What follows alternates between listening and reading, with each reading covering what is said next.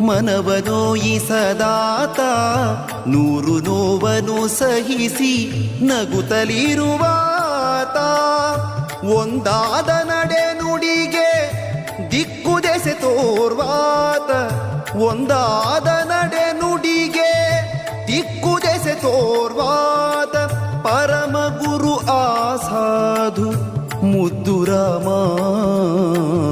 ಪರಮ ಗುರು ಆಸಾಧು ಮುದ್ದು ರಾಮ.